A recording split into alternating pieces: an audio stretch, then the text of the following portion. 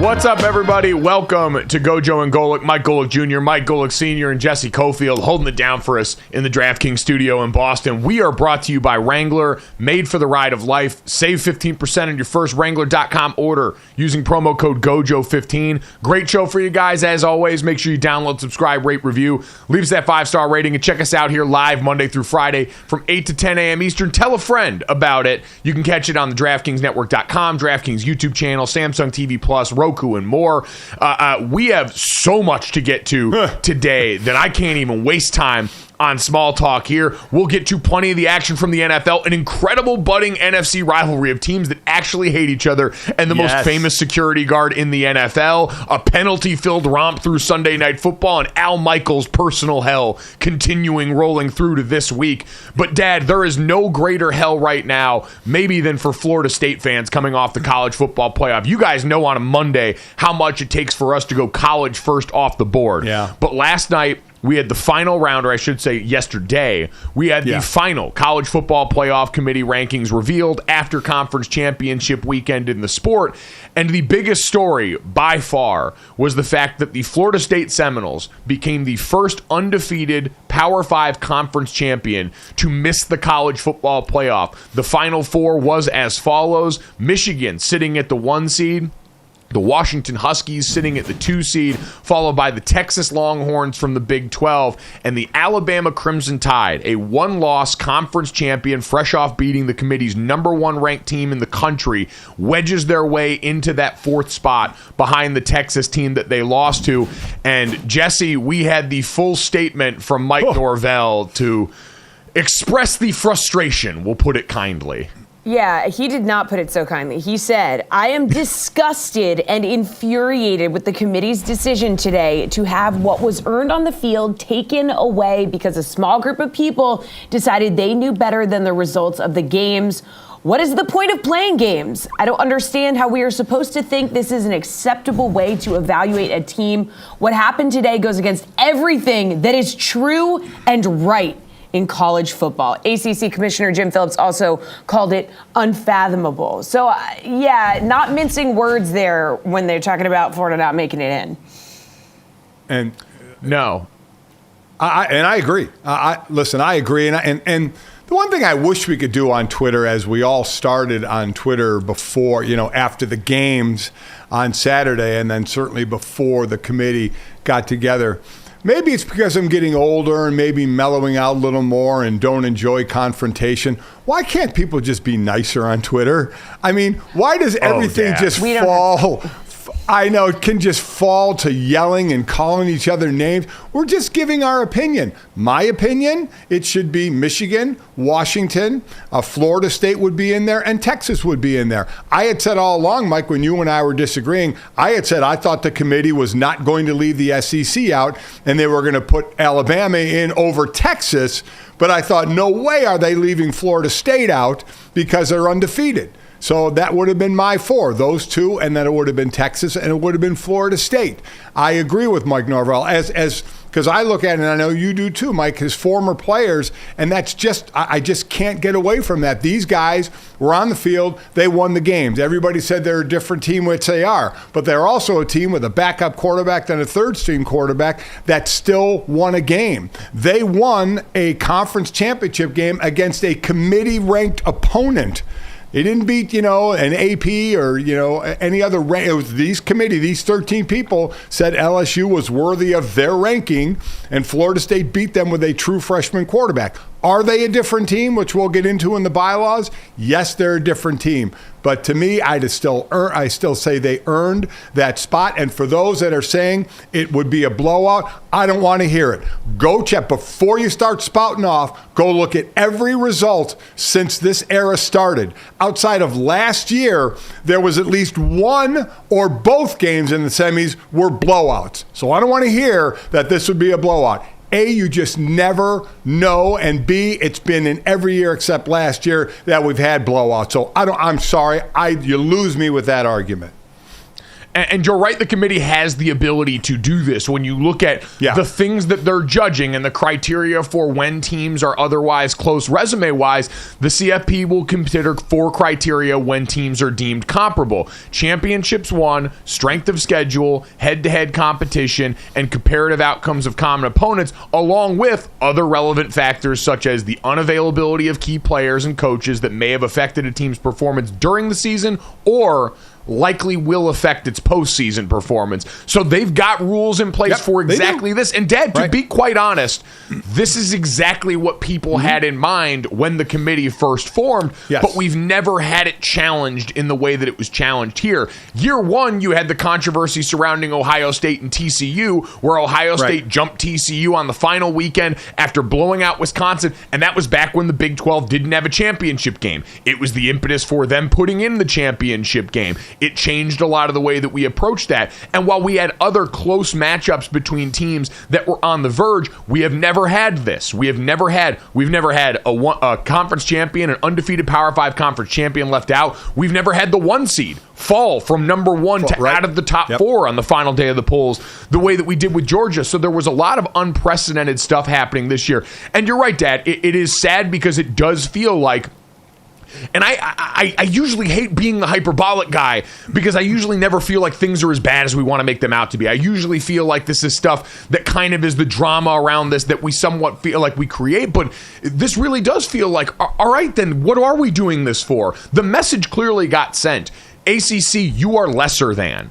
Your conference championship and your accomplishment within the body of your specific conference does not matter as much as what we saw from the other groups out there. Because you're right, you tried to do the thing where you scheduled tough out of conference. You went after LSU back-to-back seasons, the first rattle out of the box during the year. You decided to go and schedule an SEC opponent with a guy who could win the Heisman coming up here very soon, and Jaden Daniels leading the charge. And again, while you're a different team in September than you are in November, I acknowledge that. Where other teams are playing warm-up games, look at Michigan's first month of the season, you had them actually go out there and try and challenge themselves, and then they got to conference play, and Clemson laid an egg this year, and North Carolina ended up being lesser than, and Louisville came out of nowhere in year 1, and clearly was not respected enough by this committee to give you the benefit of the doubt, because, Dad, I know it's different, and I know Cardale Jones and company boat raced Wisconsin in that championship game, and there looked to be no drop-off. But, man, I shudder to believe that given the respect the Big Ten and the SEC get for their conference play,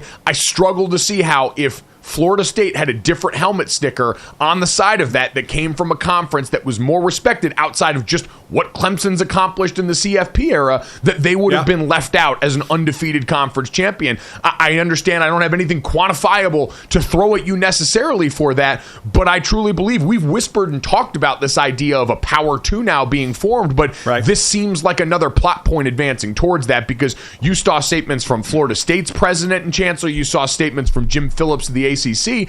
Everybody is looking at this and feeling the tectonic plate shift underneath them. Yeah, by the way, the record of the ACC versus the SEC this year, ACC has won 6. They went 6-4 against the SEC as conference to conference. Listen, we know they're hanging, and everybody's going to debate it even today. They debated it yesterday. The committee's going to completely hang their hat on the fact that it's a different team, right? That's the only thing they have. I know they'll look at strength of schedule and all that, but you can't tell me if Jordan Davis was still the quarterback, Travis Jordan. Jordan Travis. Wasn't still, Jordan Travis. Geez, maybe I'll get it right. What a tough tweet by him, too, saying, I wish I'd have broke my leg earlier in the season so everybody could have seen this team still win the games. I mean, just an incredible, incredible human being there. Well, I think the point that really drove home for me the idea that this was more about the perception of the conference than it was the Jordan Travis injury, which no doubt he spent most of the year as a Heisman Trophy candidate. He was a guy that was sensational as one of the most tenured players in college football, a year where we've talked about old quarterbacks all over the sport. I thought Chris Hassel, my broadcast partner from College Football Saturday Night, said it best. Based on the final rankings that we saw, he said, it's interesting, the SEC championship game apparently had no bearing on this. If Georgia would have beaten Alabama based on the rankings we saw, where Texas was at 3, it likely would have been Georgia, Michigan, Washington, and Texas in the Final Four, would it not? By putting, and I understand because of the nature of, hey, Georgia being undefeated or the head-to-head there, that might have skewed some ways that that Alabama getting that quality of win jumps them in a way that wouldn't have otherwise happened. But I look at what they clearly valued here, and it seemed to be that, yeah, I believe Chris is absolutely right. If Georgia would have won, you would have had them stay at number 1. Michigan would have gotten in at number 2. Washington, with another impressive win against Oregon, would have been in at 3. And then I do think they would have put Texas in at 4 there. And so I agree. You look at that and go, all right, so this basically felt predetermined going into conference championship weekend. Once Georgia, despite the fact that defense had 16 sacks in the last 2 games, despite the fact that, they passed for 55 yards, but they rushed for like over 160 in that game. That doesn't really matter. And that it's, hey, your quarterback's not going to be there. And the thing is, Dad, they're going to get bailed out by an awesome TV product. These games are going to rock. Like, I can't stress that enough. This isn't about dogging Alabama or anyone else. We'll get to the actual matchups and the games coming up here in a little bit. And the rest of this is going to be incredible. Washington and Texas's offenses on the same field together. Hell yeah, brother. Alabama and Michigan, this Alabama team that is peaking at the right time, did what you set out to do at the start of every year. Play your best football in November and December. Alabama did that. They've completely turned around the offense, all those things. It's going to rock. But that's kind of where we're at in college football is it feels like, hey, man, as long as you can get enough casual eyeballs and as long as enough people are going to tune in, it's going to smooth everything else over. And you've got the expanded playoff next year. So you can look back and say none of it feels too dire, but it still seems like a pretty crystal clear message sent. No, I completely agree. And as I said, the committee is just hanging on. It's a different team without Jordan Travis. And this defense for Florida State has been fantastic. So to think they couldn't compete against the offenses they were going to play. And then hear people say, well, nobody would tune into the game if Florida State got in. Oh, stop it. But that's not the point either. Like, that is not the point. Oh, I know. I know. I know you're not saying that's the point. I'm saying that to the general that's not the point of this, even though college football right now has become, hey, tie together the best combination of helmets you can, give the best combination of helmets out there, because we all tune in. We see the numbers for all these things. It was one of the biggest years of college football ever because you had a bunch of general transcendent storylines and quarterbacks you could sell. It's exactly why we're on the steady march towards a super conference. It's why you're seeing these television contracts decide so much of what goes on, is because, yes, these are incredibly compelling, but that's also not the way that we should be deciding a champion in this, especially in this case. Unless you believe, again, going back to how the committee decided this, you looked at this and said, the ACC, your championship and your conference slate is lesser than this season. That was the message. No doubt about it. No doubt about the way they were looked at, without question. And I think Chris Hassel was exactly right, about what would have happened if Georgia won, that Texas would have jumped Florida State. I mean, I guess they had the reason. The committee had the reason, and they were just waiting for the dominoes to fall in the right position to use the reason, right? Because that's the other question. What if we? So I guess we just said that. If all the conference champs we talked about were undefeated, you're saying, and Chris said, Florida State would still get jumped, is what he was saying. You would have 4 undefeated conference champs, and Florida State would have been the outside looking in, and Texas. Well, you wouldn't have even had an undefeated conference champion. Texas had 1 loss in their conference. No, that's Texas what I mean. Was a one-loss conference champion. My point is, we always said, well, if the four undefeated teams going into conference championship wins, they're all in because they're all going to take undefeated teams. But your buddy Chris is saying, no, that wouldn't happen. Michigan was undefeated. If Michigan was undefeated, which they are, Washington is. If Georgia was, and if Florida State was, which they are, Chris is basically saying Texas still would have jumped them. So even if we had the undefeated conference champs, that wouldn't happen. And I agree. I think the committee had their reason. They all had it in their mind. They're not the same team without Jordan Travis, so we have the out to push them out. Now we just need the dominoes to fall in a situation where we can justify who's going to jump them. You did. You had, and we've talked about this, you had a deeper pool of talented teams than you've ever had before. And I guess when I say the ACC's conference championship is lesser than, obviously the quarterback factored into that sum. And if they had gone out, that's the other part of this, is it's extremely biased towards offense and quarterback play, to where it doesn't account for what the defense, what the O-line, what the rushing attack did during any of these junctures and the environments that they did it in there. And so the quarterback's absolutely a part of that. But what I'm saying is, if we put different helmets on this, you would probably say, well, hey, we'll give them a chance to see, because we usually trust, hey, what we get from an SEC team when they get to this standpoint, what we've seen from the Ohio States of the world and the Big Ten at this point, because, again, you go back to the unconscious bias that creeps in. An SEC champion has never been left out of the college football playoff. Alabama's in for the 8th time. The SEC's won the past 4 national titles and 6 of the 9 during the college football playoff era. Twice we've had 2 SEC teams play for the championship. Alabama beating Georgia in 2017, and then Georgia beating Alabama in 2021. There is something, we talk about this all the time, Dad, when we do the rankings for the NFL playoff committee on this show, and a joke exercise is, who's not going to embarrass me when I get there? And there is something to, hey, when you pick this Alabama team right now with a healthy quarterback, you feel like you have less of a chance of getting embarrassed, because you've got a coach that's been there before, you've got some players that have been there before, and you've got a program that's had the arrow pointing up and does have their key players healthy and available to them, versus a Florida State team that's inherently more of a risk when you think about that ability. Because, yes, absolutely, if we're all honest with ourselves, would I rather watch Alabama in this matchup than Florida State? Absolutely. But that's not supposed to matter.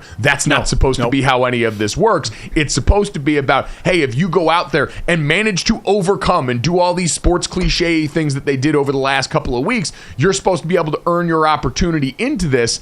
And that didn't happen. And now it feels dirty and it feels wrong. And again, it's going to get bailed out, because everyone's going to say, well, we're expanding to 12 next year, so what's the harm? This is exactly why you expand to 12. And, oh, man, well, we're going to get great games, and we're all going to watch, and I'm going to love it. I'm going to watch this, and I'm going to love these matchups. And it doesn't change the fact that I'm going to still feel badly for a Florida State team that went out and accomplished and overcame and did not get their shot.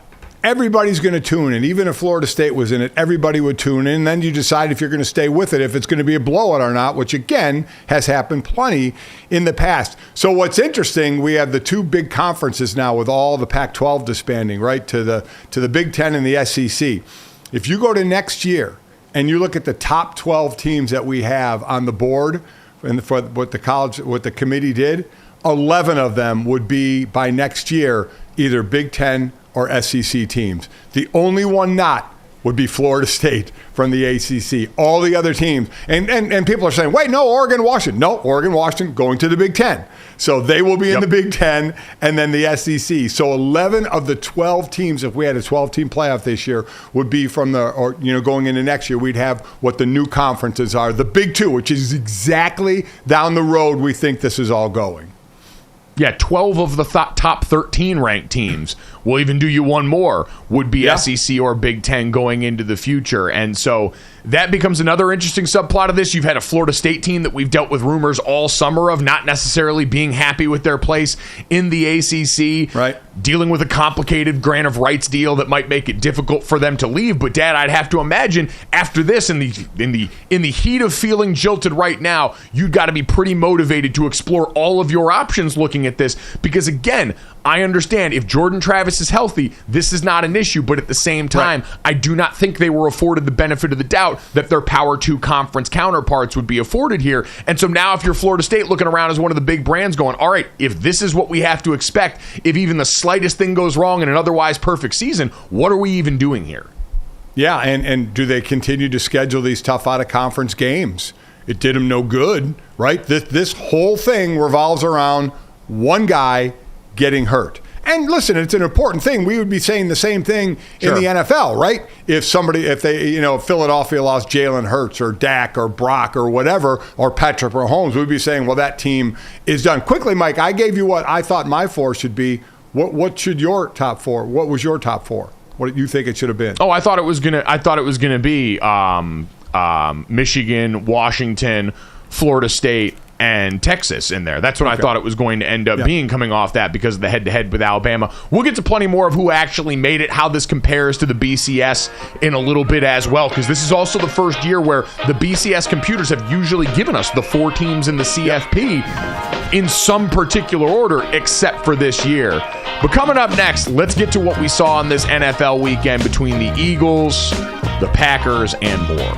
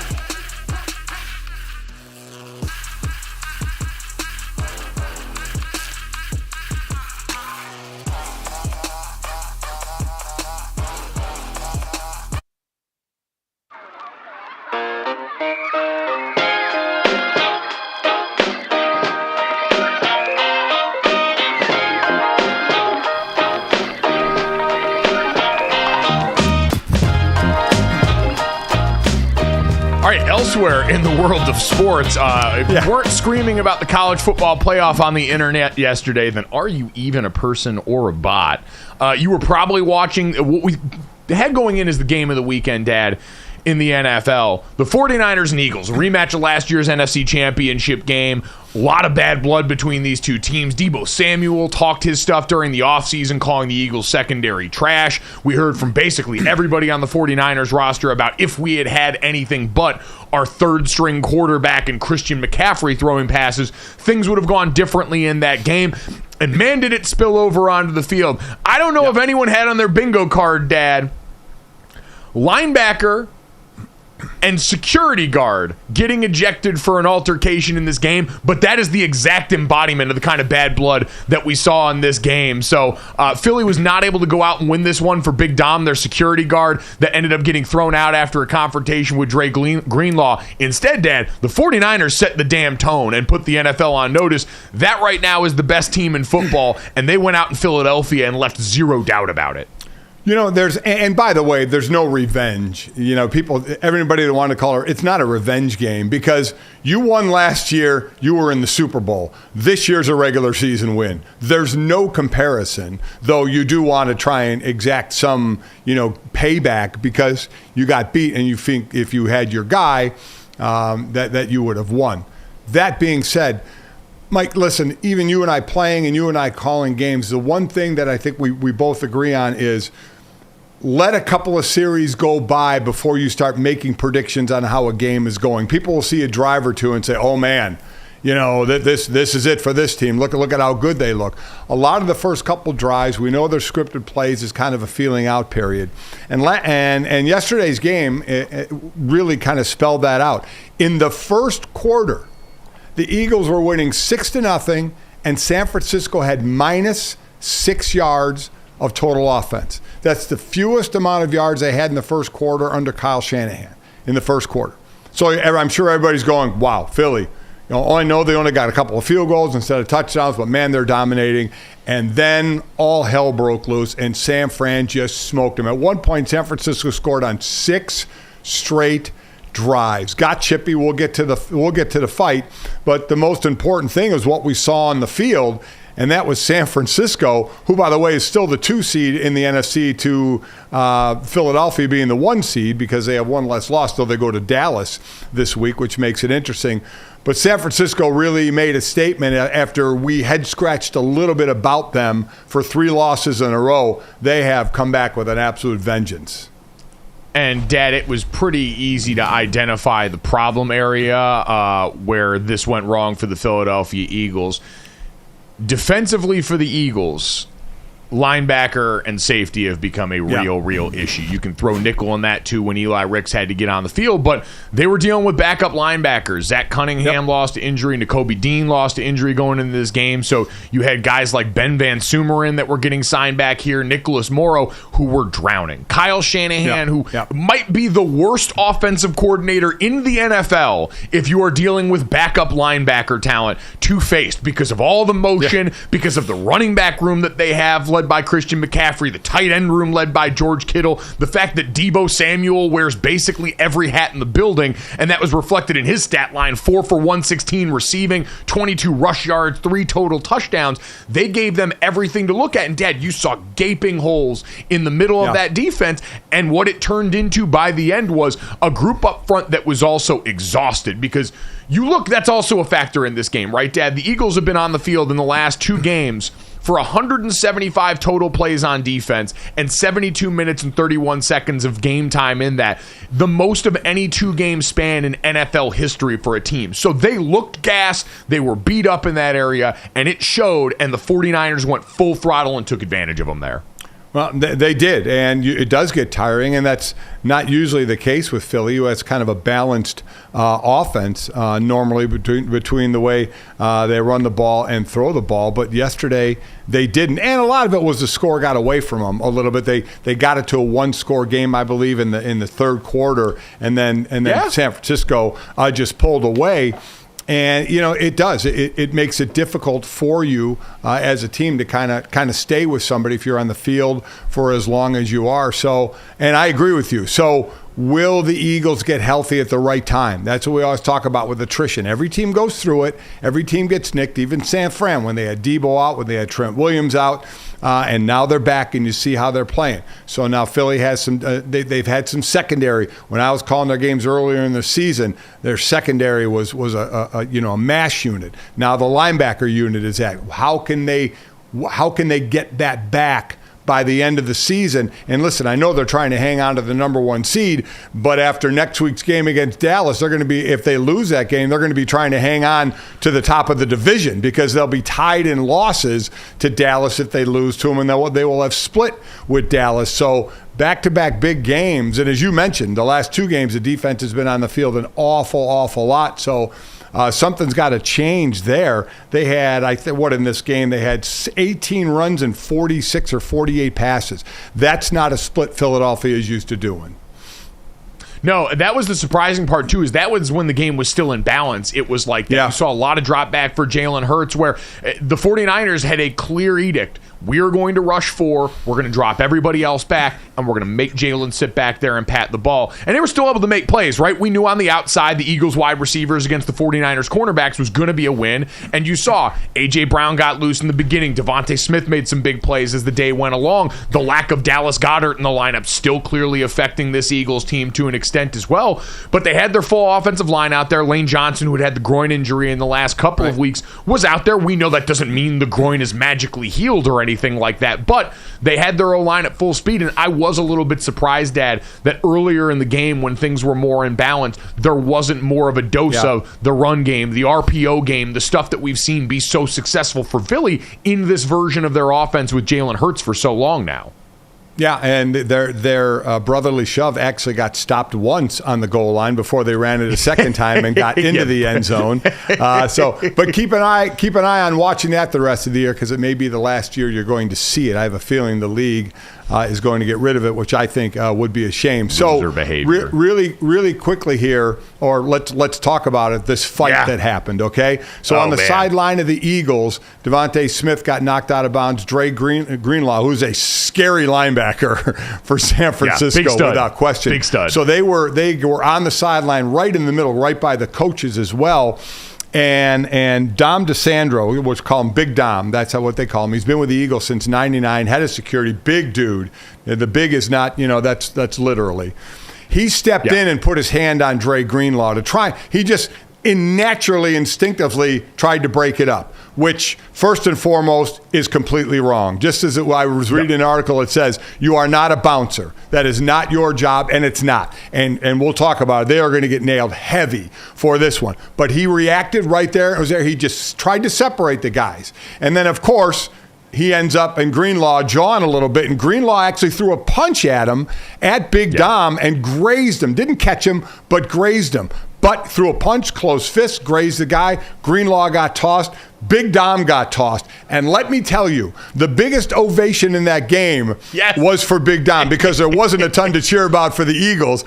Big Dom got a standing O, and I'm telling you right now, Big Dom will never have to pay a fine, because that city will pass the hat. Mm-hmm. He will never pay for a meal or a drink ever again. When that goes on in Philly, that guy is beloved. But let's just say he was wrong doing what he did. He cannot do that, and that team is going to get nailed big time. Remember the guy that handed the phone to Tyreek Hill? He lost his credential for the rest of the season. So let's see what happens here. And Tyreek Hill is paying his salary for the rest of the year to offset that, since he was a part of it. You're absolutely right, though. Can't touch the guys on the field, especially when you're personnel on the sideline. Absolute no-no there. It is overall indicative, because we can all agree you don't touch the players ever. We're never going to be for that around here. But we can all agree the best part of this game, despite it not being close, especially at the end, these teams genuinely hating each other.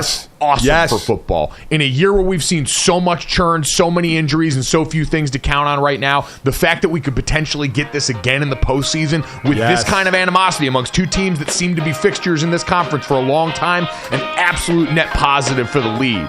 Coming up next, let's get to another positive and talk about love in Green Bay.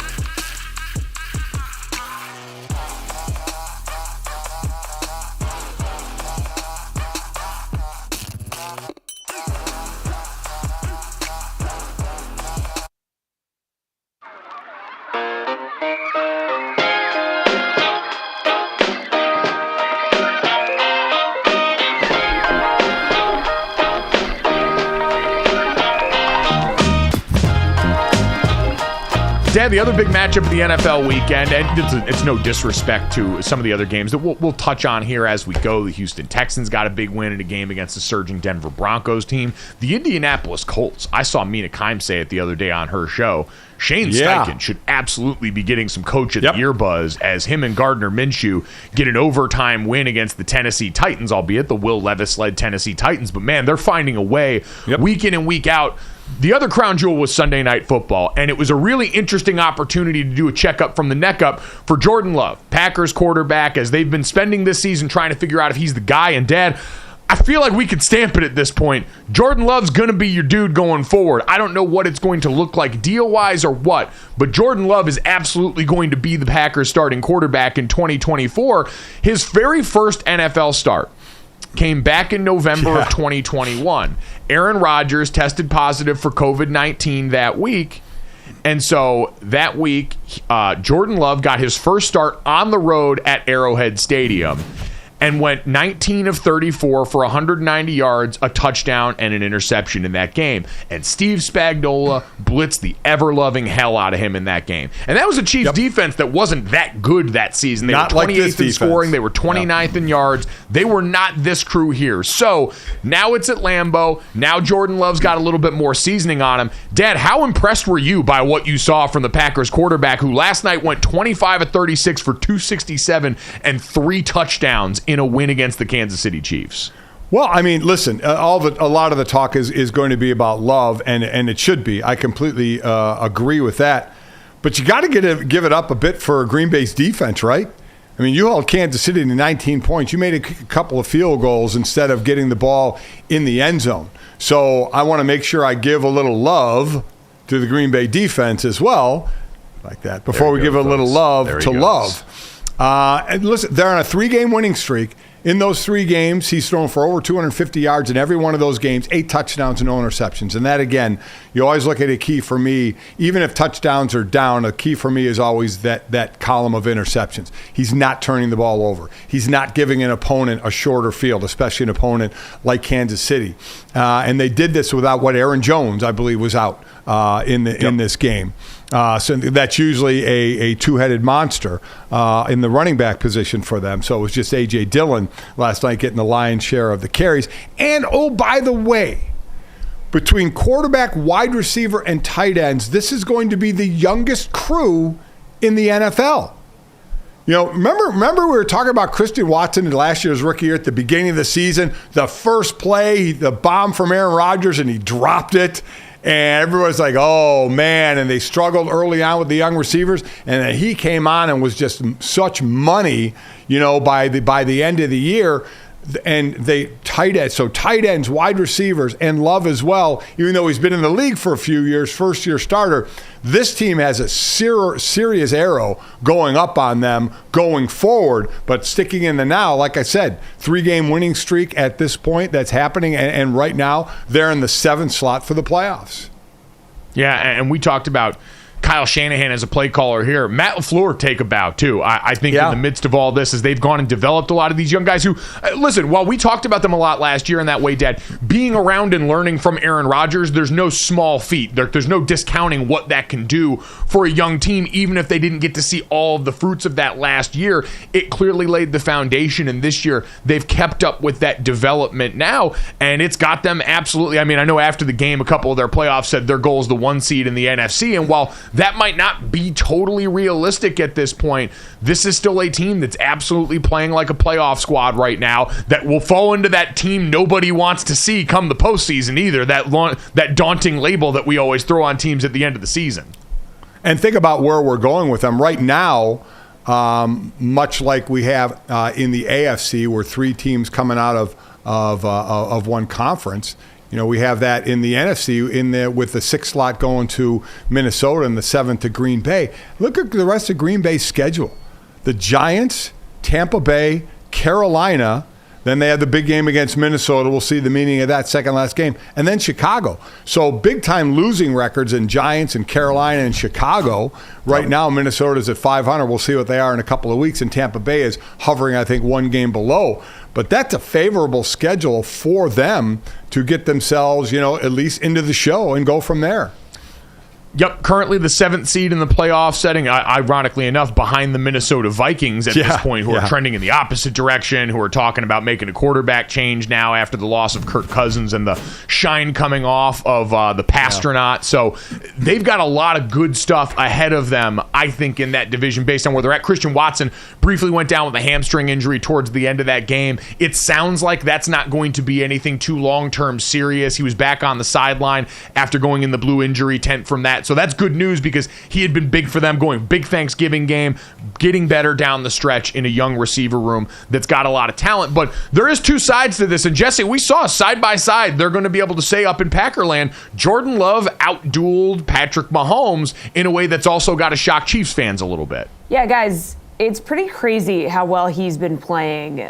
Jordan Love, absolutely insane. 3 wins he's led the Packers to have put them back in the playoff hunt, like we've been talking about. He's had over 250 passing yards in every game, 857 passing yards, 8 touchdowns, 0 interceptions. This guy is on fire. And after the game, Keyshawn Nixon summed up the team's belief in Jordan Love perfectly. Man, Terry good. I told y'all, man, you know what I'm saying? The media talk crazy about him, but he's a hell of a player and he's a competitor. I got here last year, I sat and watched him, learn from 12, and 12 gave him the key, and he's driving the Porsche now. First of all, it's always nice when you can be part of the Porsche. Yeah. And also an absolutely unreal hat that Keyshawn Nixon is wearing. I just wanted to point that out. The style is unparalleled. So Packers jumped into the last playoff spot here in the NFC 6-6. This is a playoff team, right, guys, if the trend continues? This is 100% a playoff team on this side. There's no doubt about it, the way the Green Bay Packers are playing right now. The NFC North has become a much more interesting race down the stretch with, hey, if Justin Jefferson comes back for the Vikings, how does that look? The Detroit Lions got a big win yesterday. It looked like it was going to be even bigger. They let the Saints back into that game on the road a little bit. Dad, I am concerned on the other side, and I want to ask you what this does for your belief in the Kansas City Chiefs. We were riding high after the offense looked so good against the Las Vegas Raiders, and then we went back to a lot of the disconnect. Missed opportunities downfield with Marquez Valdez-Scantling, who was back for a revenge game. Plenty of that just not looking right here. What do you view the Kansas City Chiefs as right now? Well, I mean, I still, and think about it right now, they're sitting in the 4 slot of all the division leaders. They're 4th. It's Miami, Baltimore, Jacksonville, Kansas City. That's how the seeding would go right now. Mike, I'll continue to say on the passing game, because Pacheco helps that running game so much what he does. He ran for over 100 yards last night. They ran for about 150 as a team before Pacheco got thrown out on a fumble that didn't even count late in with about 45 seconds to go in the game, throws a punch and gets tossed. Well, I was going to say, and by the way, in a stretch of some of the worst officiated football you will see all year. Yeah. And that's saying a lot because it's been a poorly officiated season, but you had the not late hit on Patrick Mahomes that got flagged on the sideline, followed by Marquez Valdez-Scantling getting mugged going down the field on a defensive pass interference that wasn't called there. And then Marquez Valdez-Scantling getting stopped on forward progress where this clock should have been running during the 2-minute drill at the end. And instead, the clock did get stopped. He was getting dragged backwards out of bounds. That's supposed to keep the clock running in the NFL. And instead, it kept moving. So no one walked away feeling like they were getting the benefit of the doubt from officials. It was just slop officiating in the most important juncture in the game for all parties involved. And even after the game, because that interference call, I mean, it looks blatant. Patrick Mahomes wasn't going down that road after the game. He said, listen, A, we're not putting it on that one play. And B, at the end of the game, he says, I like when the refs let it go because he knows he's been on the receiving end of that sometimes. So he's not going to sit there, and nail a ref for that when he gets a benefit sometimes. But, Mike, I still go on that passing game. 210 yards passing? It's who's outside of Travis Kelce. It's Rashee Rice last night, I think 9 targets, 8 receptions. But only 8 yards a catch, so nothing really downfield. Kelce averaged 20 yards a catch in this one, had 4. And then after that, it's Pacheco out of the backfield. So that's still where I think, and we talk about the drops, but, that's something hopefully they can fix by catching the ball. But, man, finding that other receiver with consistency is a key.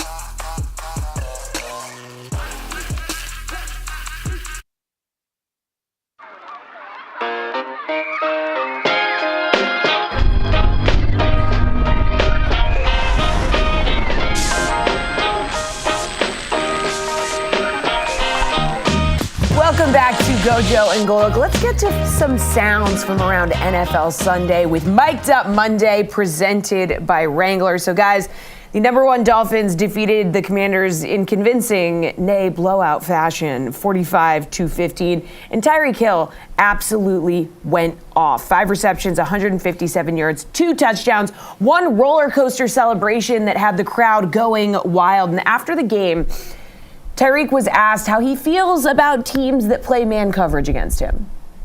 At some point, it's like, man, I don't know, man. I just appreciate it, you know. Thanks for, you know, not respecting me, I guess. So, yeah.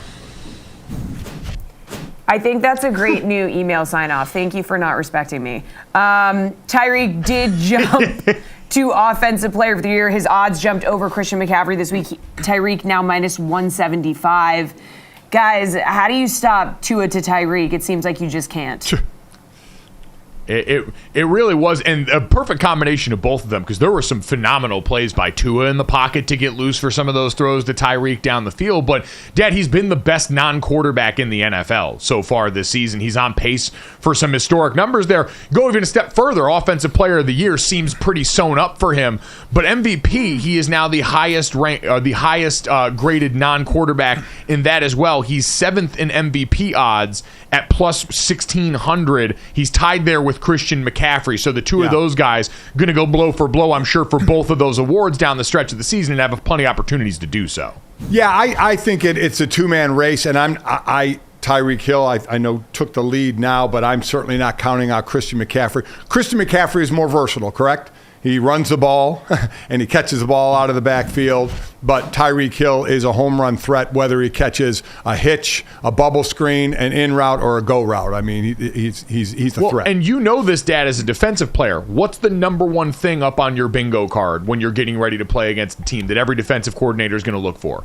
Where's the speed at? Outside receiver can affect the team in a way that few other positions can outside a quarterback on the field. So I do think that factors into this somewhat. But, Dad, it went even a step further. How about Wes Welker, who's obviously a coach for the Miami Dolphins and his wide receiver coach and former New England Patriot, a teammate with Randy Moss on that 2007 Patriots offense that lit everyone on fire. Wes Welker fixed his lips to say this. He said, quote, "Randy Moss is probably the best deep ball receiver ever in the game. But Tyreek can run the whole route tree. He can run choice routes. He can run lookies. He can take the top off, his ball skills, coming in and out of breaks. Name a route that you don't like Tyreek on. I can't think of one." Dad, him basically saying he thinks Tyreek Hill is a better overall receiver than Randy Moss is wild. And you know why this is happening, right? The short kings are sticking together.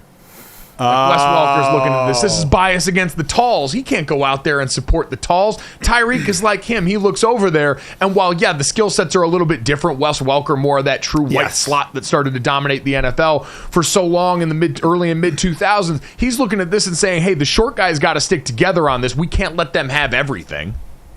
That's well, the old Napoleon complex, right? To me, I'd love them both on my team, but you're giving me one. I'm still taking Randy Moss. I mean, Randy Moss is just an ungodly athlete for his size and what he was able to do. But take nothing away from Tyreek. So basically, he's a hair under 1,500 yards. I think he's at 1,481. So let's round it up. Let's give him 19 yards. 1,500, 5 games to go. Quick math, Mike, come on. How much does he need a game to get to 2,000? Oh, dude, I'm already worried about the next topic we got to get to. Dad, I'm worried about trying to transition us to the next sound. My brain can't do math like that right now. 100 yards a game. That's your king. He needs to average 100 yards a game in the last 5 games to get to 2,000. Let's move on. Okay. Why do you try and make me do your kink every time? You like mental math. You do the mental math. Jesse, what do we got next? Yeah, okay. Well, here's a number. That's a great transition. Houston ended Denver's 5-game winning streak. Numbers. Unfortunately, Tank Dell done for the season after breaking his leg. That sucks. But Nico Collins stepped up, 9 receptions, 191 yards, and a touchdown. Texans' last 8 games have been decided by 7 points or less, you guys. Another number. They are 5-3 in those games. So here's D'Amico Ryans after the game about pulling out another close one. When you are in these games, and this is the NFL every week, I think that's why they have that red zone channel. It comes down to that last moment every single week, every game seems like it's within a score, right? So it's how you operate in that moment, right? And not blinking, not panicking. It's like everybody being under control, calm in the moment, and just executing. And that's what our team is continuing to show each and every week. Guys, you talk about intangibles. The Texans seem to have that it factor, right? Where they just get it done. Their head coach is a fan of the witching hour. Of course they've got the it factor. He's a man of class and great taste here. And, Dad, while it was terrible news about Tank Dell, who's been awesome this season, broken fibula, going to miss the rest of the year, the Texans can take solace in the fact that some of their other young guys did great. Will Anderson Jr., 2 sacks in this game, a tip pass on one of Derek Stingley Jr.'s 2 interceptions in this game. And with the Browns and the Steelers both sputtering ahead of them, Dad, we've been saying it for a while, but this Texans team, another team that looks like a playoff outfit. Let's look. They play the Jets. Then they still play the Titans twice. They do play the Browns, which has started 4 quarterbacks this year because of Joe Flacco yesterday. And then they finish up with the Colts. The Colts right now are in the 6th slot at 7-5. Cleveland 7-5. So they play both those teams, and Houston is 7-5. So they have it right in their hands to control their destiny. Good for them.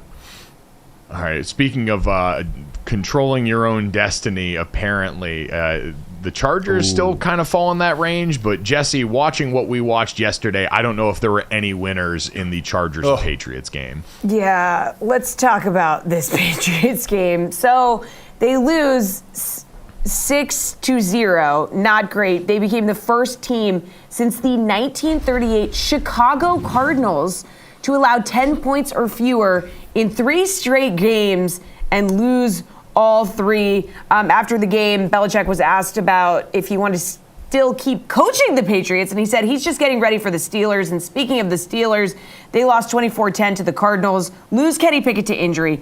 Mitch Trubisky came on in relief, and Mike Tomlin was really disappointed in the effort after the game.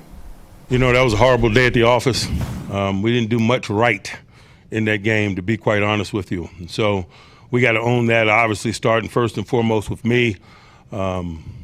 Just losing football.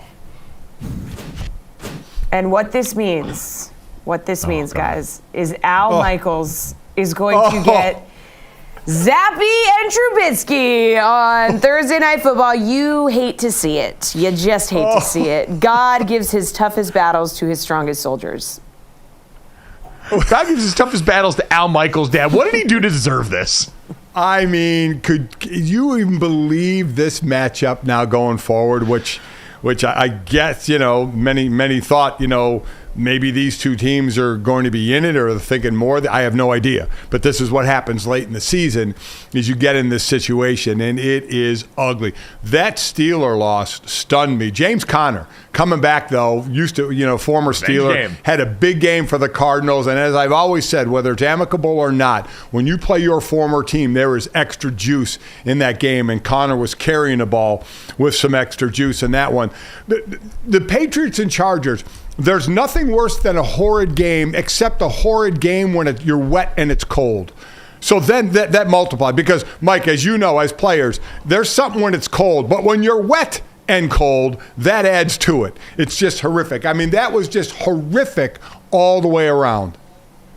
Think about between both of those games. You were wet and cold in New England in that game with the Chargers, which stinks, especially for the Chargers. You're used to living in Los Angeles. Yeah. You were in San Diego before that. Your life is great. And then the Steelers and Cardinals, multiple weather delays as some of the craziest looking skies were rolling over. I don't know, after Acrisure Stadium is what they call it now. Yeah, I don't know. Looked miserable there. And, Dad, as someone who lived life during the 2.5-hour lightning delay with Notre Dame in South Florida back in 2011, going back in and having to pop off the pads a second time, couldn't imagine that. It was bad enough once when you eat all the snacks in the locker room that were supposed to be there for halftime before you even get through the second quarter time-wise. I can't imagine having to do that twice. Throws everything off. Without question, throws everything off, including sometimes your game when you go back on the field. Clearly the case for all teams involved. Coming up next, let's take a look back at the playoff preview for the CFP this year.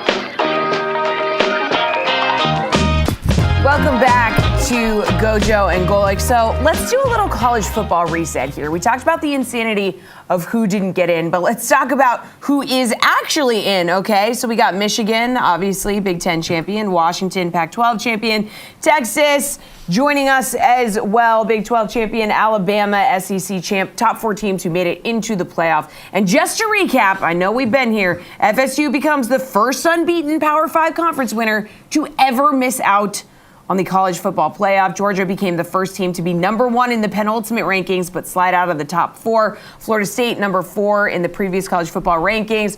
Prior to Sunday's selections, no team ranked outside the top 6 of the second to last CFP rankings had ever jumped into the Final Four. Alabama, Texas both accomplished that feat on Sunday. So guys, as if we haven't talked about this enough, absolute chaos that we got over the weekend. How do we make sense of it all now?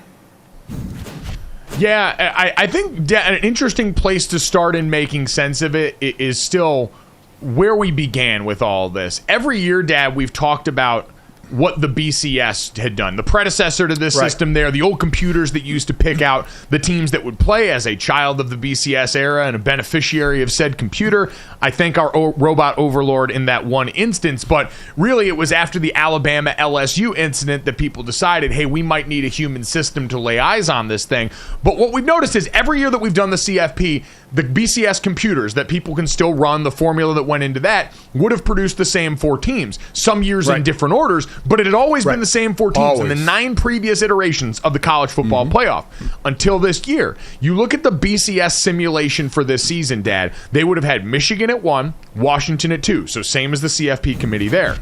Then they would have had Alabama at 3, Florida State at 4, and Texas on the outside looking in at 5, which, Dad, I don't know what that says to you. To me, it says there's never been a perfect system. Perfect is the enemy of great when it comes to trying to wrangle the most chaotic sport that we have in North America in college football. A sport that is loved by many and governed by none, and has some pseudo-authority in the college football playoff committee in this area that had to, in this case, right what I think would have been the wrong of putting a one-loss conference champion Alabama ahead of a one-loss conference champion Texas team that beat them during the regular season, but would have rewarded Florida State because, Dad, clearly in this computer model, they wouldn't factor in the quarterback the same way that this CFP committee decided and stated over and over was the biggest factor in their decision making. And that's the biggest difference is when you throw all this into the computer, it doesn't compute Jordan Travis not being there.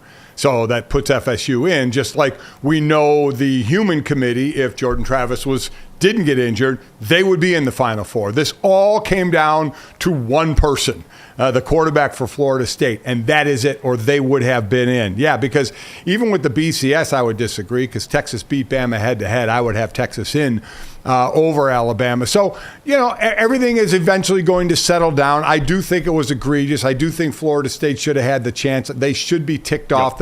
As we'll talk about, they'll play Georgia in the Orange Bowl. But, in a few days, we'll kind of move on. We'll look at bowl matchups. We'll look at these semifinals and look at what good games they could be. The Alabama-Michigan game might take an hour and 10 minutes to play with all the running I think that's going to go on in that one. We got plenty of time to look at that. So, but I just, and I know you do too, as former players, feel awful for Florida State. You did every single thing you were supposed to do, even when you lost your quarterback. You still went out and did everything you were supposed to do. And because you didn't look pretty enough on offense, because you weren't the pretty girl at the dance on offense, the committee said, go stand by the wall. You're not going to be on the dance floor. And to me, that's a damn shame. Yep, and some people will say this is what the committee was exactly designed to do, was look at these scenarios and try and save us from an outcome, to get the best of that most deserving thing that had been thrown out, that had largely been a sham. It had largely been most deserving during the first 9 years of the college football playoff. It hadn't been a bunch of that other stuff mixed in. It had been, like we said, adhering to what the computers would have put out there, which is cold, hard reality about what you'd accomplished on the field. I still can't help but feel like if Florida State had the big Big Ten or the SEC logo on the side of their helmets, we would have looked at those last 2 wins and said, hey, they found a way to win. They had their third string quarterback in the conference title game and managed to win, and they were going to get their second string quarterback. Like Tate Rodemaker was going to be back under center. It was a concussion that kept him out of the ACC title game. And so if you're factoring, like the committee is supposed to, injuries that might affect what you're going to get going forward, that injury was going to be remedied. It wasn't going to be Jordan Travis, but you also weren't going to be on your third string quarterback going into the college football playoff. And for some reason, that did not factor strongly enough in this, despite, like you said, the defensive performance, the rushing performance, all these other things that matter in football, but apparently don't matter in this discussion. Do you think that the committee went down this road because it was the last year and they didn't worry about setting any kind of precedent because next year we go to 12? Now, we'll still have discussions next year down, maybe 8 through 14, but this will involve 1 loss, 2 loss, maybe 3 loss teams, but probably at the most 2 loss teams. But do you think they went down this road because they didn't have to worry about this road again? No, I don't think, subconsciously. I think subconsciously a lot of this stuff factors in. Like, when I talk about the conference, subconscious biases, that's exactly what I'm stating. I don't think this was collusion. I don't think this was a calculated effort to rub some conference's nose in it because they're not a connected TV partner or they're not a muddy conference or however. There's none of that conspiracy going on here. I think it's the subconscious bias of, hey, we've seen the SEC be the dominant conference in college football for a long time. We know the Big Ten's had the other great national championship winning teams in here in the interim, outside of Clemson and the ACC, who, again, because they were down this year, I do think that's another thing that factors in. Your normal known commodity was not there as a foil for this Florida State team in the way that they otherwise could and should have been if we were predicting this before the season. So, no, Dad, I think what they did is, I think they actually thought, hey, we're going to get what we believe are the best teams in there. When you hear Boo Corrigan, the committee chair, say they relied on the coaches in the room to answer the question of, if you were a coach on a team, who would you most be afraid of playing in there? And man, you saw the reaction in the Michigan room when they announced Alabama. It was a little bit of a tepid response there, which kind of signaled to that, which again, that's not a criteria, but that's how I'm sure they thought about that in terms of how they quantify or qualify who the best quote unquote team is. So let me ask you this, and we'll never get the answers. Boo Corrigan is never going to say this. Do you think FSU was out before the championship games were even played? Do you think they were going to jump them all because Jordan Travis was hurt, because that's what they're hanging their hat on? And if you don't think that, what more did Florida State need to do? Because the one thing the committee would have had to look at is you got a true freshman playing that won't be playing in the semis. You would go back to your backup quarterback and Rodemaker. So what would they need to do? They had 219 yards of total offense. They ran the ball for 164 yards in this game. Certainly, the quarterback didn't put up great stats, but he would not have been the quarterback in the semis. And that defense held Louisville to 188 total yards. So if they were waiting to see how Louisville looked, to me, it wasn't about how the quarterback looked because he wasn't going to be playing in the semis. It would have been Rodemaker. So they either had it in their mind that Florida State was out because Travis wasn't going to be in there, or they were waiting for some magical play by this offense that would have said, instead of beating them by 10, they beat them by 20, and now we're going to put them in. Which direction do you think they were leaning? I think it was much more in that, hey, if it wasn't Jordan Travis after what they saw in the Florida game where Tate Rodemaker, it wasn't some offensive tour de force through the air. And that's ultimately, Dad, what they seem to define this by is, despite the fact that in that game, Iowa was, in terms of efficiency, the 15th ranked defense in college football. When you look at the 5th ranked defense in college football that Michigan faced in the Big Ten championship, Louisville was 15th in defensive efficiency, so not a far cry from them there. Louisville put up more total yards in their game against, Florida State put up more total yards against Louisville in their conference championship game than Michigan put up total yards against Iowa's defense in theirs. But because it's not fear of the unknown, That's what I think crept in here is, yeah, J.J. McCarthy and that Michigan offense didn't look great necessarily in any portion of that game against that Iowa defense, but we've seen them be great. But we know what they can do in those situations. It's fear of the unknown, I think, in this spot for these voters when it comes to Florida State at that particular position, is not knowing what you're going to get relative to what they've seen, not giving them the account for. Dad, what are we talking about? The resilience. Hey, you find a way to win. You win in different ways. The defense stepped up. The rushing attack stepped up. All these things that we say in a normal football sense that did not matter when they were projecting this forward, despite the resume that Florida State walked into the party with. So, in now going forward, everybody's saying, well, you know what? If Florida State beats Georgia in the Orange Bowl, that'll really show maybe they belong. That's a bunch of crap, all right? People understand bowl games are just the word I use, a crapshoot. You have no idea who's playing. They're going to match up in this Orange Bowl. I guarantee you Brock Bowers, who would be the best player on the field, will not be in this game. He's coming off the ankle injury, and he's going to be a top 10, maybe top 5 draft pick next year in the draft. So I don't know this for a fact, but I don't think he's going to be anywhere near the field. We don't know who else is not playing in these bowl games. So to sit there and say if Florida State beats Georgia in the Orange Bowl, that would prove that they should have been in the Final Four. That's garbage. And that shouldn't be how we do this. This isn't about them having to prove it retroactively, because they proved it on the field. They did everything that we asked of them to do, and they didn't flinch, and they got it done, and anywhere else that would be rewarded except for right here. And so we do have that matchup, which, by the way, looking at the Orange Bowl press conference yesterday, the Zoom conference they had with these guys, this is Mike Norvell talking about the reaction of his team in the Orange Bowl presser yesterday. I was just hurt for our players. I mean, to be honest with you, that was, it's one of the tougher moments that I've had to experience. And, just for all that they've done, you talk to a team about, responding to adversity, getting up and going to give all that you can to be able to find a way to win a college football game. And, like Coach Smart said, it is hard. I mean, it's hard to do. It's hard to, especially when you face some of the adversities that we've had here this year, whether it's injury or just different things to overcome.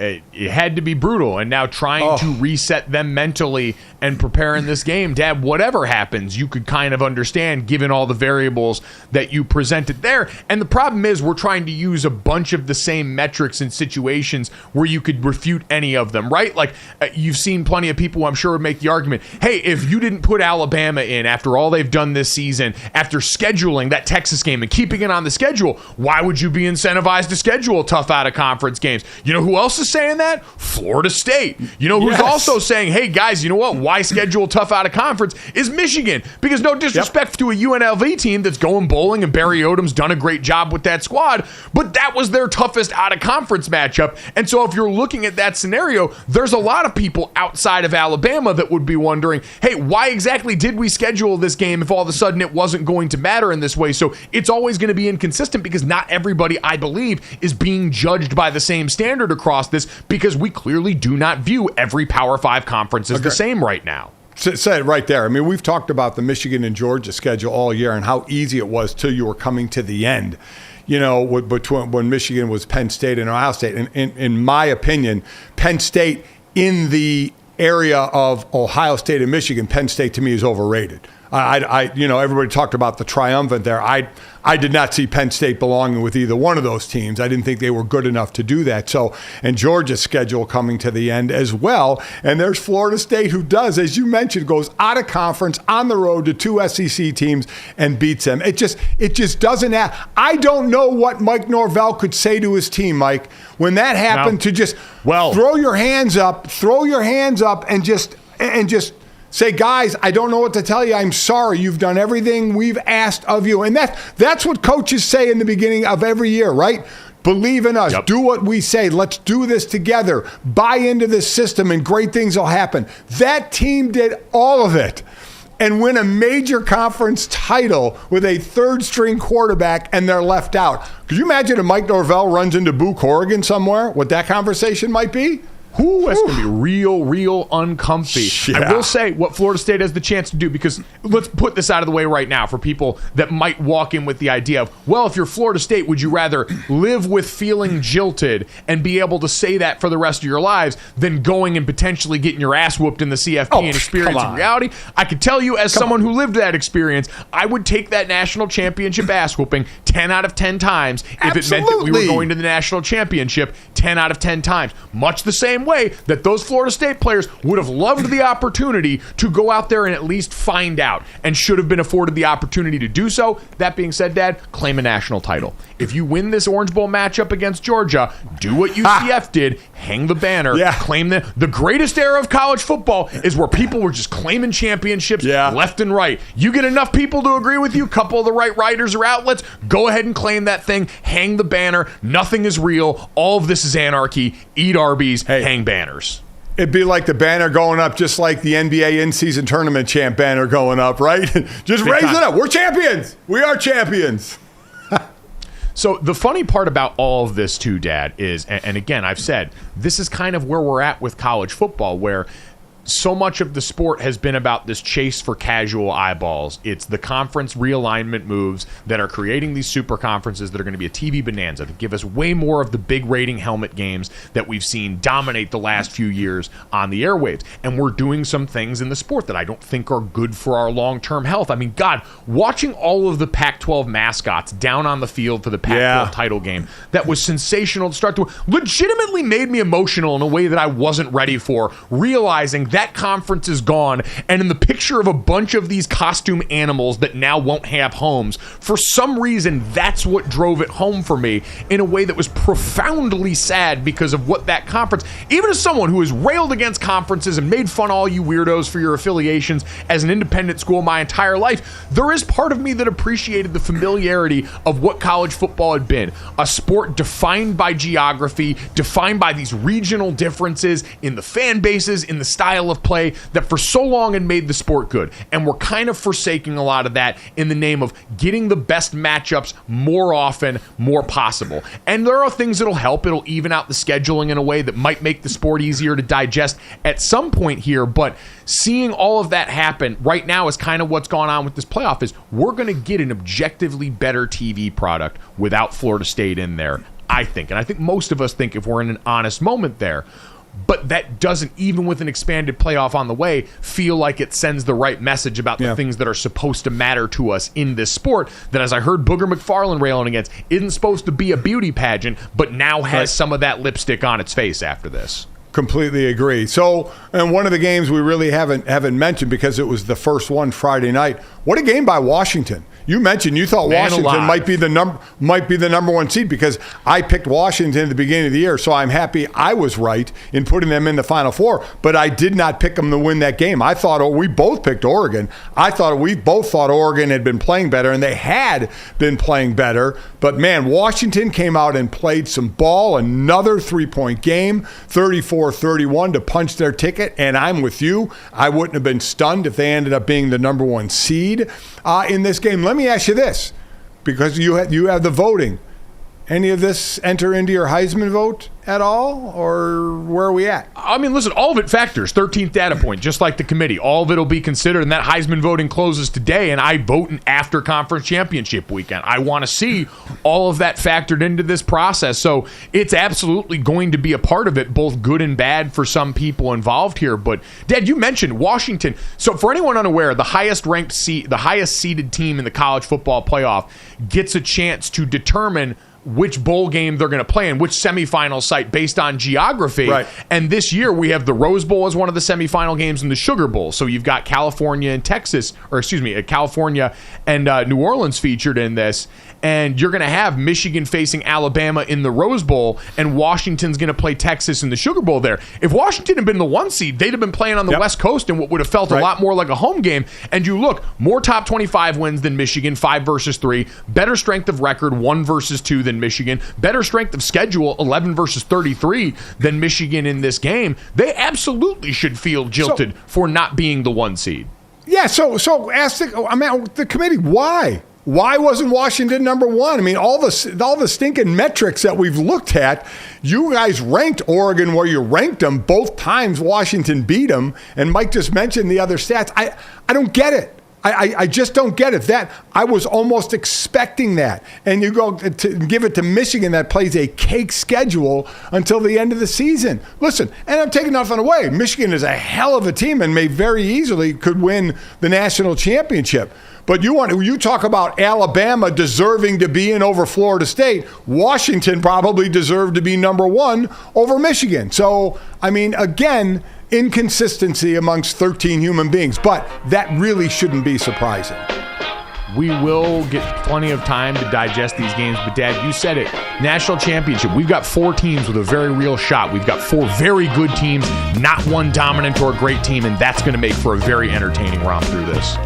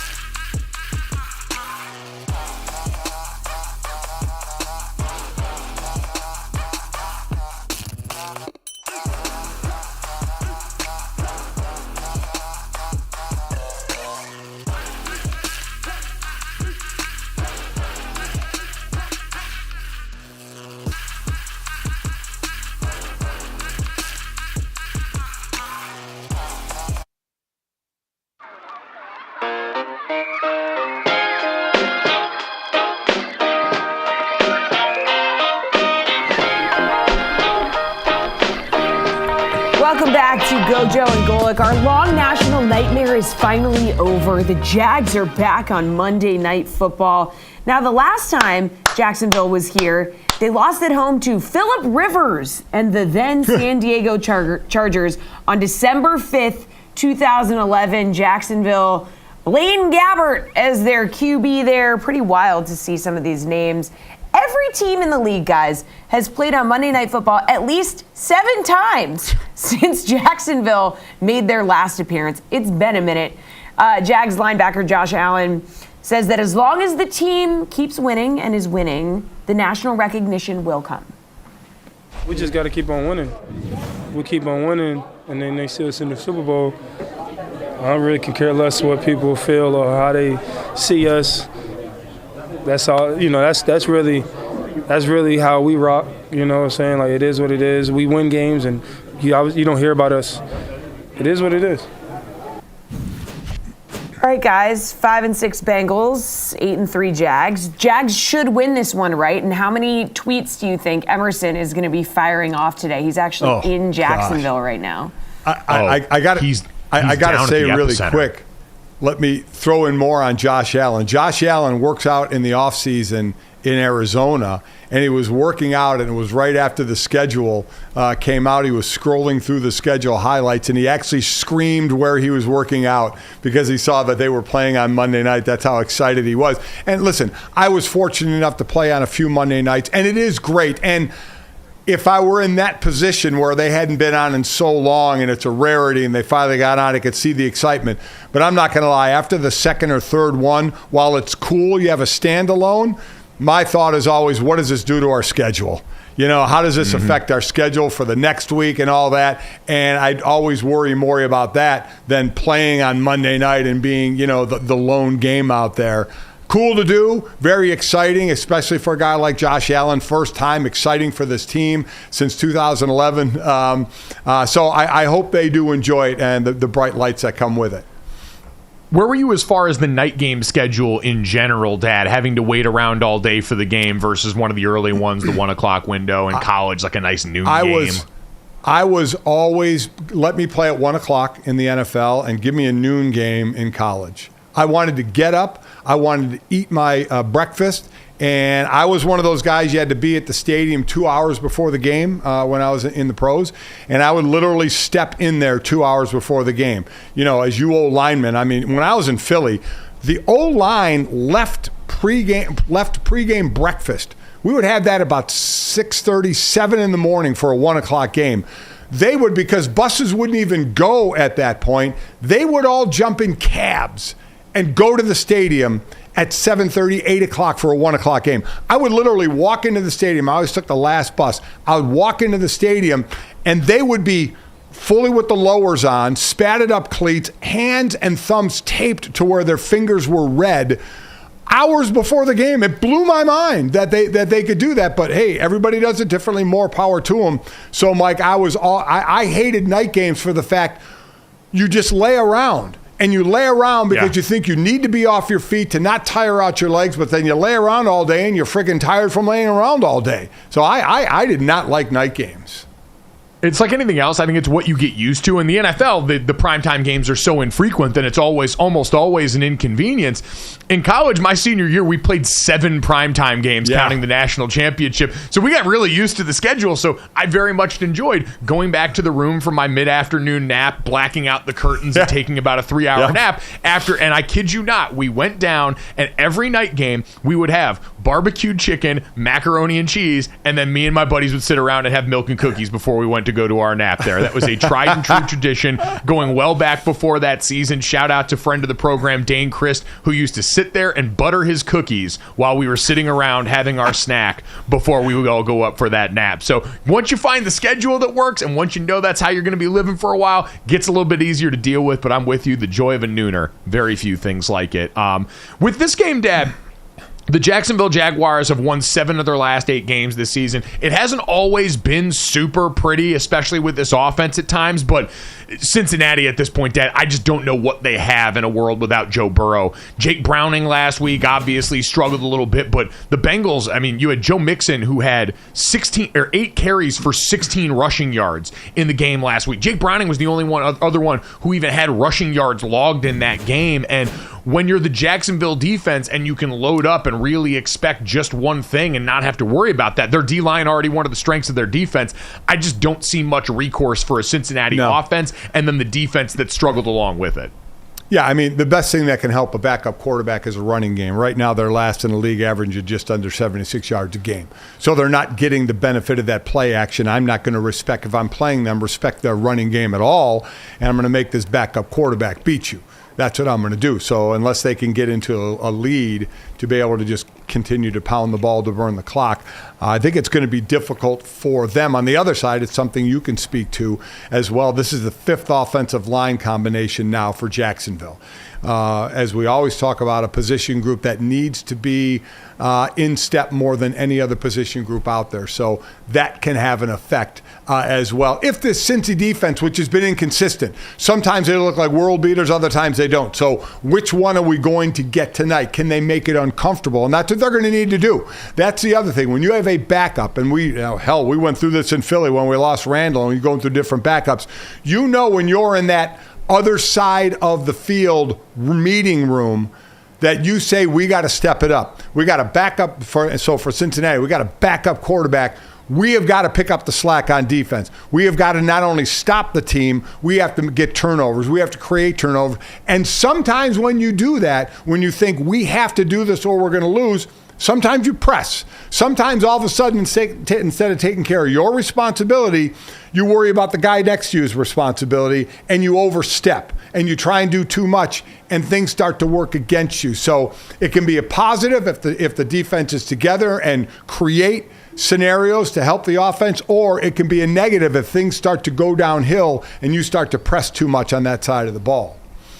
100%, and that's a group that's already struggled a little bit this year. It is a difficult mark to hit. I mean, see the New York Jets yesterday, that defense and what they have continued to do in the face of adversity of the quarterback.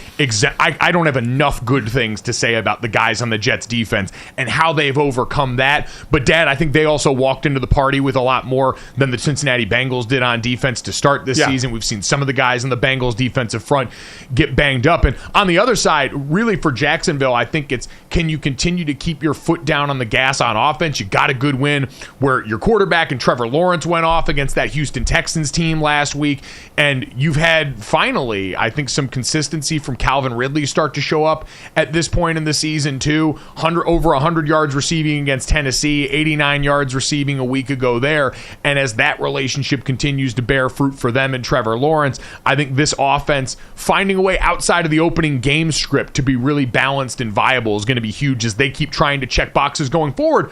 Because, Dad, I lump them in with the Detroit Lions, where I'm still trying to figure out what we can expect their ceiling to be. And the AFC picture has changed a lot around the Jacksonville Jaguars with all these quarterback injuries. And so trying to figure out as they build to a crescendo what we can realistically put their ceiling at in the conference this year.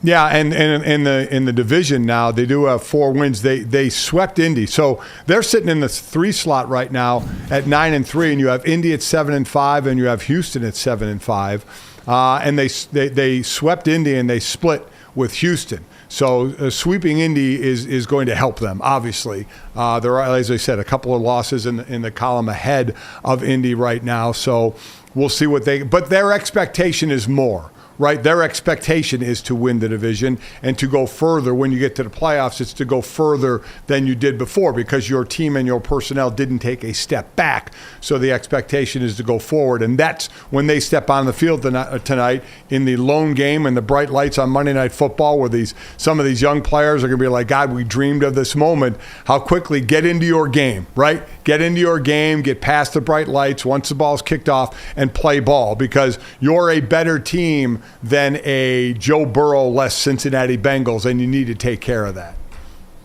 And with a win tonight, they could join the Miami Dolphins, the Baltimore Ravens, the 49ers, and the Lions, as well as the Cowboys, all sitting at 9-3 in what feels like that upper crust of the NFL as they stare really only in their conference up at the Dolphins and the Ravens right now. Coming up next, though, let's talk about big cans and even bigger players making plays this weekend. Next.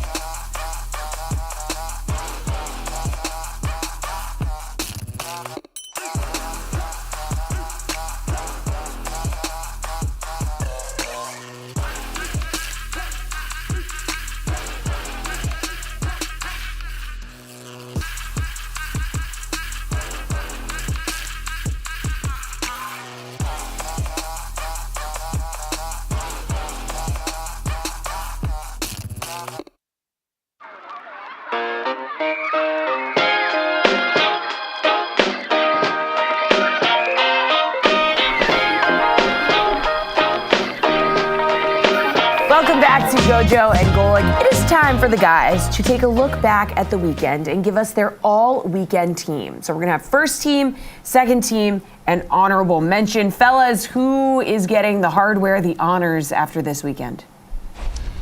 Yeah, crowded field this weekend as we had a lot of big time football on the line. We're getting into December in the NFL. We had conference championship weekend in college football. So we'll go honorable mention, second team, and first team. And Dad, my honorable mention, I'm actually going to go off the board on this one to basketball. We have now started to acknowledge and take notice of the fact that Tyrese Haliburton is playing like a top 5 player in the NBA. And this past week, they lost to the Miami Heat on Thursday, and they brought up Tyrese Haliburton and all these great things that have been going on for him. And he gave a quote that, as he even said later on online, is going to just be meme fodder for everyone, which is, "I'm tired of being a loser. I just want to win." He said, the accolades are great. Being an all-NBA player would be awesome, but I'm tired of being a loser. I just want to win games. And so he was nursing an upper respiratory infection going into their second matchup against the Miami Heat this weekend. And without Tyrese Haliburton, as they're getting ready for their now knockout or their next round of the in-season play-in tournament coming up tonight, went out and beat the Miami Heat by 15 without him. The Pacers shot 65.9% from the field, 50% from three, and had 6 players reach double-digit scoring, with 4 getting over the 20-point mark. So they heard their leaders cry, and they answered in a big way. And now we get to, on the in-season tournament stage, see Tyrese Haliburton and these Indiana Pacers, hopefully he's healthy and feeling better coming off that infection, take on the Boston Celtics as we continue to love up this in-season stuff.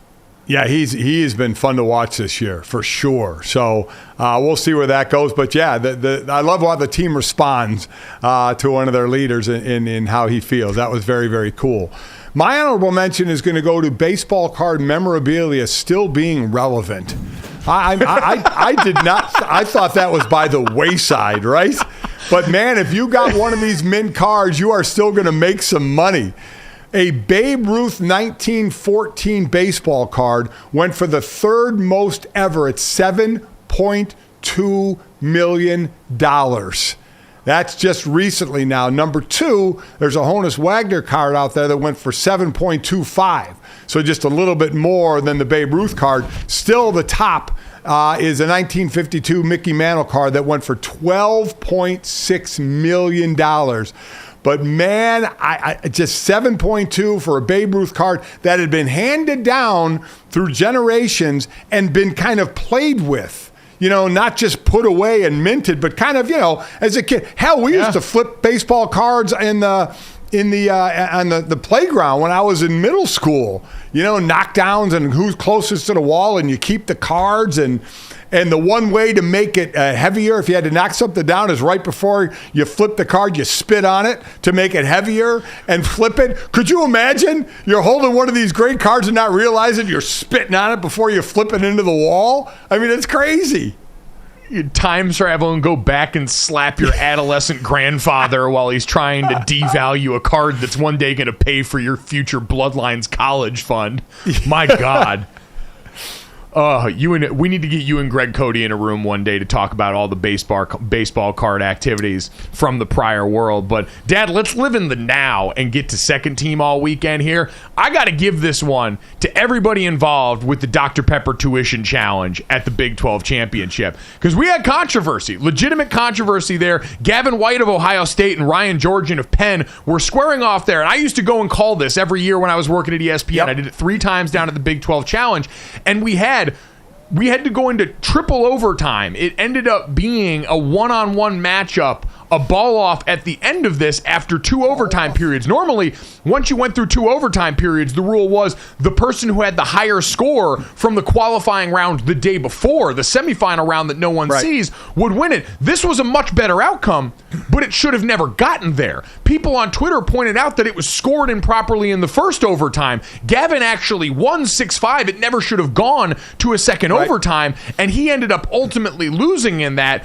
Twitter sleuths went to work on this, and for once, Dad, the internet that you asked earlier to be a lot nicer actually did a good thing, and Dr. Pepper remedied the situation by rewarding both of the players with the $100,000 in scholarship money there. So a rare dub for the internet and cooler heads prevailing in all of this, one of our nation's premier athletic competitions. That's awesome. And every year I hear people complaining, I hate the chest pass, throw it like a quarterback. Who cares how they throw it? You know what a lot of these people were never in their lives? A quarterback. Or maybe never played football. So I'm going to sit there and get on them because they're not firing it through like Johnny Unitas or Patrick Mahomes. Get it in the bucket any way you can, man, and get that win. That's $100,000 toward your tuition. So I don't care how you get it in the can. Get it in the can. My second teamer is going to Gardner Minshew, quarterback for the Colts. Listen, this was a team that, understandably so, was going to start their rookie in Anthony Richardson, but had the wherewithal to get a smart, experienced quarterback. And, by the way, Shane Steichen came from Philly. Gardner Minshew was in Philly. So you said, let's get a backup who's a veteran who can help the young guy and knows the system we're going to play. And where are they right now? They're sitting in the 6th slot of the playoffs. Gardner Minshew just pulls off an overtime win against Tennessee after Tennessee kicks a field goal in overtime. Minshew hits Alec Pierce with a 55-yard pass at a 4-yard line, and then to Pittman Jr. for the game-winning score. He has quarterbacked them to 4 straight wins. That's the most wins he's ever had in a row since he has been in the league. So here is a backup taking over for a team, and right now they are in the playoffs. And by the way, he's just a good dude. And you also want to see some dancing. Check him out in the locker room on Twitter after the game, dancing after that win. Hilarious. We have spent a lot of time talking on this show and others about the paradigm of a Ryan Fitzpatrick, this fun wild card of a quarterback who becomes a journeyman late in his career and is able to do all these exciting things. And sometimes the stock goes the other way and things get chaotic. We are dealing with the first Gardner Minshew. He is a chaotic, jorts-wearing, van-living maniac of a quarterback who seems beloved by the guys that he plays with and just finds a way. I am happy that something like him exists in the NFL right now. Dad, let's get to the first team, though, because I am even happier that we got large excellence on display. My new religion worships at the altar of Texas defensive tackle T'Vondre Sweat, who moonlighted as a tight end during the Big 12 championship game. And this wasn't some garbage time nonsense. It was 14-7 late in the first quarter when 6'4", 362-pound T'Vondre Sweat checked in as a tight end in a package that also, I believe, included the other defensive tackle, Byron Murphy. Split out, went out into the end zone, was wide open, and caught a beautiful touchdown grab, and even threw up the Heisman, which, Dad, as a voter, I got to factor into the equation as I get ready to vote later today. So congratulations to the Longhorns for making the CFP. You talked about picking Washington before the season. I picked Texas to make the Final Four before the season. I had no idea that I was going to get to witness large excellence on the grandest scale on the way to that prediction being right, though. You know what I loved at halftime of that game when they went to the halftime studio show? Booger McFarland was on it, and they showed Booger's touchdown when he was at LSU. Same thing. It wasn't a defensive score. He was on offense and went out and caught a pass. I mean, it looked great, like a great athlete catching the ball. So that was very, very cool to see. All right, my all-weekend team, Mike, is a guy we both know, and what a weekend he had. It started out, he played in the concert before, or I think it was right before the SEC game. He was down in Atlanta playing a concert there. He is about to win our weekly DraftKings fantasy football teams that we put together for Sunday's games. We have Monday night game tonight, but he is in the lead and has a player tonight, and he is not going to lose the lead. So he's going to win our weekly pool. And oh, by the way, today, Darius Rucker gets his Hollywood star out in California. He gets on the Walk of Fame. He gets his star today. I know you ran into some of the guys in the band, but very happy for a guy we've known for a long time, become a friend of this show, friends of other shows we've been on. So we had a hell of a weekend. It's going to be topped off today by a pretty big event. I love one of these things is not like the other. Darius got to play the concert before the SEC championship game, is getting his star on the Walk of Fame. But oh, by the way, the handful of dollars he might take away from our daily fantasy pool in our weekly tournament also makes the medal stand there. He may be happiest about that. I was just going to say, the competitor in him and how much he loves all this stuff, that might actually mean more at this point. So congratulations to Darius on that. Very cool to see him honored among some of the all-time greats on the Walk of Fame.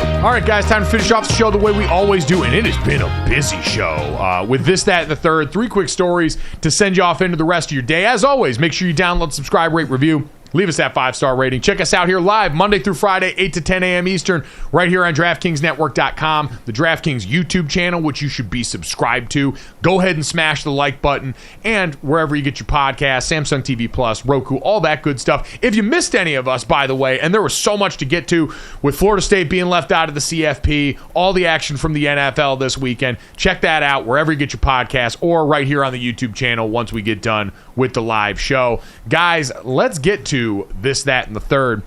We had, in the NFL this weekend, the My Cleat, My Cause weekend, where players get to use their cleats as a platform to showcase a cause that's near and dear to them. A lot of charities get a lot of love. It's a chance for guys to kind of show, Dad, you've been able to do this, right? As a broadcaster calling NFL games with Westwood One. They've let you actually design a pair of cleats for yourself, right? Yeah, they did. I had the Humane Society last year, so my shoes look like dogs.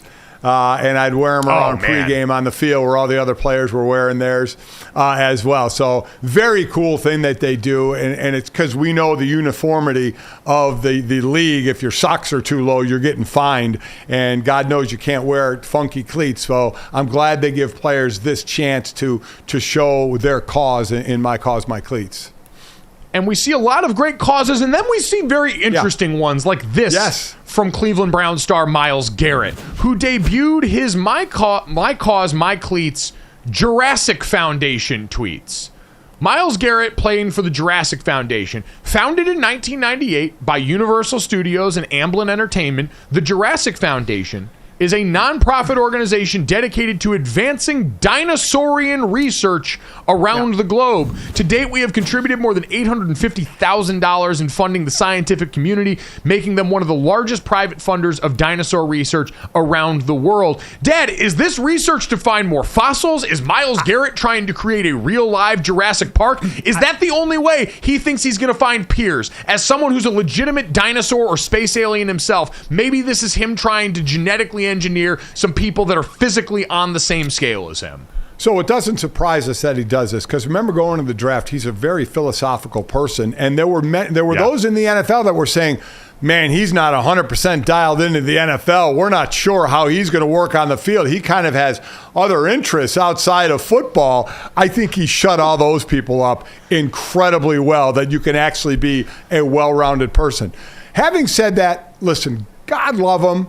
He loves this cause to help out dinosaur research. Not going to lie, I don't care about dinosaur research. There were dinosaurs way back when. There are not dinosaurs. Unless there are still some living dinosaurs where I'm going to see them right now. Because, Jurassic Park, careful what you wish for.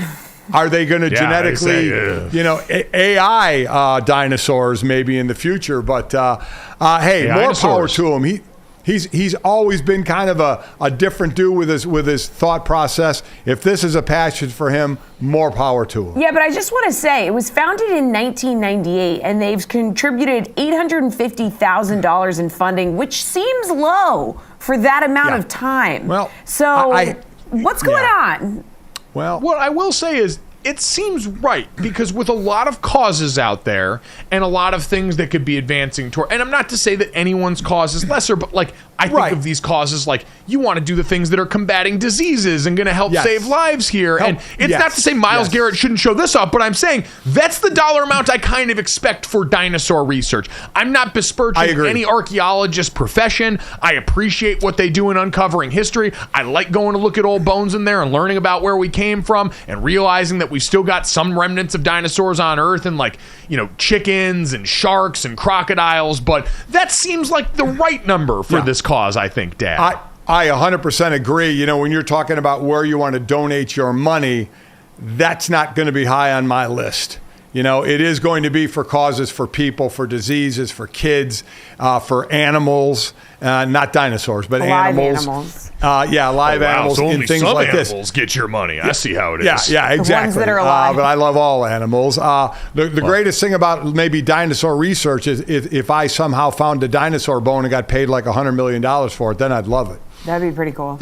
Well, I can already hear super producer Brandon Newman in my ear saying that none of this is actually just because in his mind dinosaurs are not real. So we can save that as a story for another day and move on to something that was very real, Jesse. The NBA, we talked about Tyrese Haliburton a little earlier before, but Ime Udoka and LeBron James making a little bit more of the news. I was going to say a couple, dinosaurs, but I'm just kidding. LeBron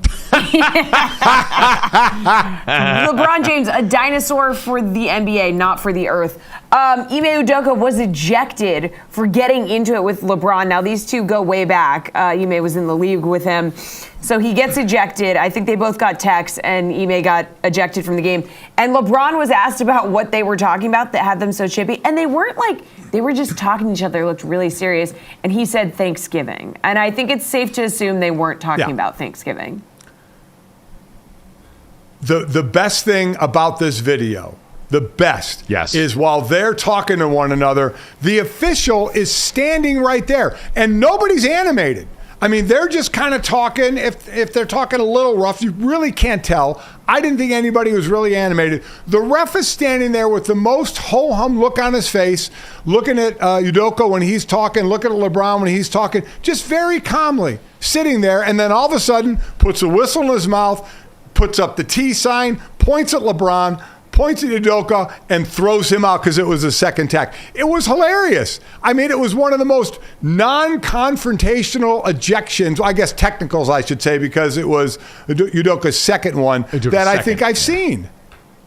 Well, the only thing I'll say is I need to hear from the people behind this, because to me the best part of the video was watching the fans behind this altercation and the horrified looks on their face for whatever was said between these two. So I need the tea from the people in that crowd, because while the ref is paid to have a poker face, and we see refs get all sorts of terrible things said to them by players, and so I think they're pretty numb to a lot of what goes on. They're just there to do the job. The fans in the crowd, go back and look at the faces being made behind LeBron James and behind Ime Udoka. They tell a very different story, and I'm excited to see on the internet if we can get to what the story was. We fixed the Dr. Pepper tuition challenge, the Big 12 championship.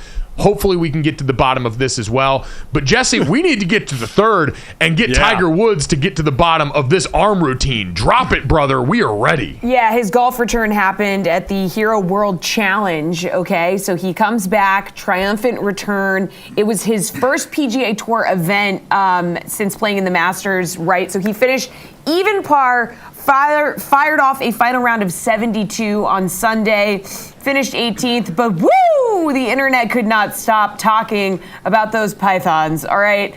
His bicep routine, like you said, GoJo, we need it. Please drop the routine. He's looking jacked, fellas. He's not been, he maybe hasn't been doing leg day, but he has not been skipping arms. Well, got a reason for that. Yeah. Yeah, understandable. And you know what? What better way to take people's eyes off the part of your body that you've had to surgically repair and do all this stuff? And we're so glad having Tiger Woods back out on the golf course. Awesome. All the stuff that him and Rory have going on outside of golf right now as they try and pop up some of these PGA tangent leagues to become a better entertainment product. All pumped for. But an easy distraction is, man, when you got 2 tickets to the gun show, nobody's going to be talking about legs or socks or anything like that. We're all going to be looking. He busted out the sleeveless shirt. Dad knows exactly what he's doing. Chestnut checkers from T-Gray. Listen, so here's a guy, we go way back to when he started, was a skinny kid that wore baggy clothes, baggy pants, baggy shirt, right? And then, I mean, for most of his career, he was put together. Right, he looked great in his slacks and in his especially that red shirt on Sunday. You're like, okay, dude, and to the point where people even questioned how he was looking like that. Now he understands his game isn't what it is. He said if he plays a tournament a month, that probably is the goal. This is the first time he's finished, all the rounds. That's, I believe, the Masters. So his golf game is not where it is. So I'm with you, Mike. I think he's like, okay, my golf game's not where it is. My leg's a little bit messed up. I am going to get yoked. I am absolutely going to get stoked out here and say people look at that instead of maybe my game not being as good as it's been. He's also single, so... Oh! Just saying. See? Which way to the beach? It's all out there. He might not be playing golf to failure anymore, but those curls in the squat rack are all reps to failure, brother. I can tell you that much. If you enjoy curling in the squat rack and listening to podcasts, maybe we're the one for you. Download, subscribe, rate, review. Leave us that 5-star rating. Enjoy Monday Night Football. We'll talk to you tomorrow.